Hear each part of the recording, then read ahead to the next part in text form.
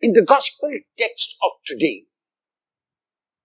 we will come across a Jesus whom Mark brings to our attention as someone in whom there was a synchrony, a harmony between his word and his action. Because Mark begins by telling us that Jesus came into Capernaum, and even as he came into Capernaum, on the Sabbath day, he entered the synagogue, the place where one would worship God.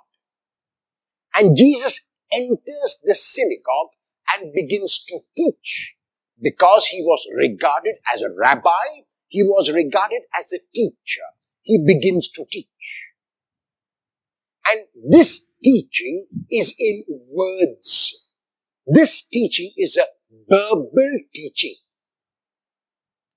However, after the people hear this teaching, they are taken aback. They are amazed. And Mark says they were astonished at his teaching because he taught as one with authority and not as the others would teach. And so the question is, what is Mark saying when he tells us that Jesus taught with authority? In a very simple way, Mark is saying that Jesus would teach the people what he did. So in other words, there was no need for Jesus to prepare his teaching, to prepare his sermons, to prepare his homilies, simply because he said who he was.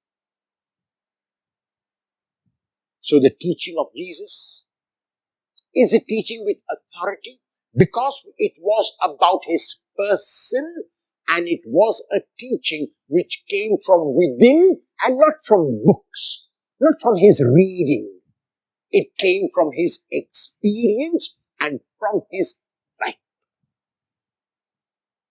In the second part of the gospel text of today, we are introduced to this teaching of Jesus in action.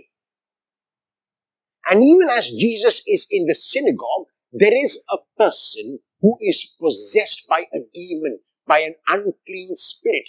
And the moment the unclean spirit sees Jesus, it recognizes him.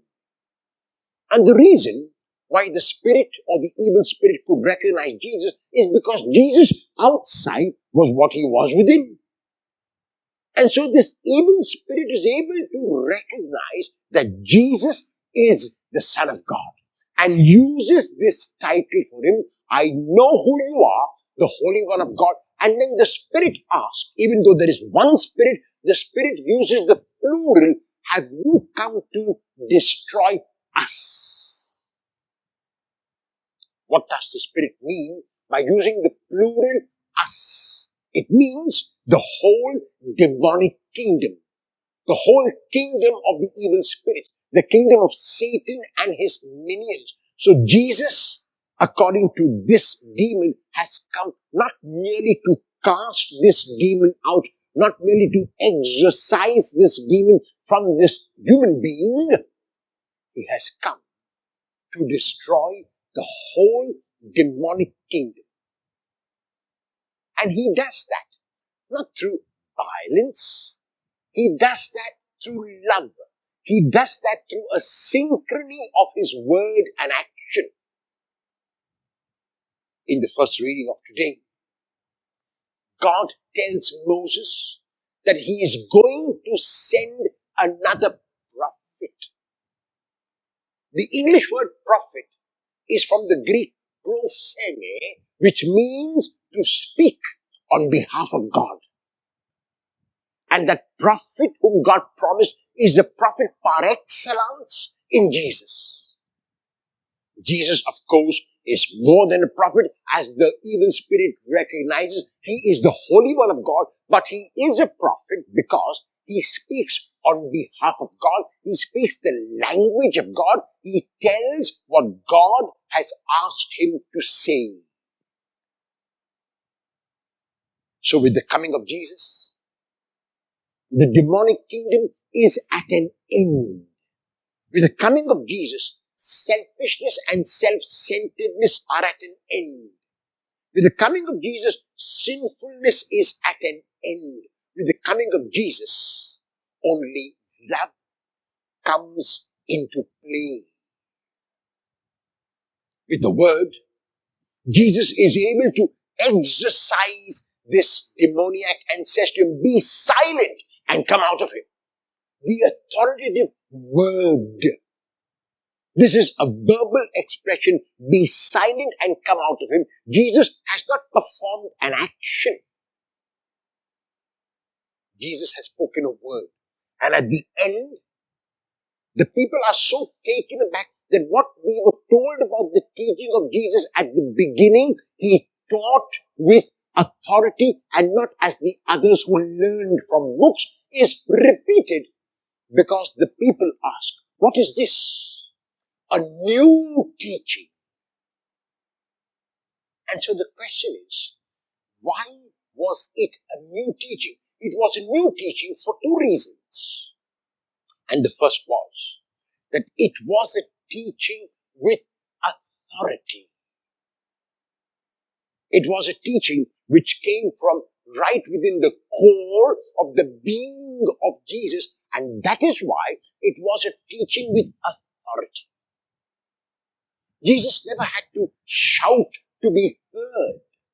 His authority was seen, was recognized, was heard, even when his voice was soft.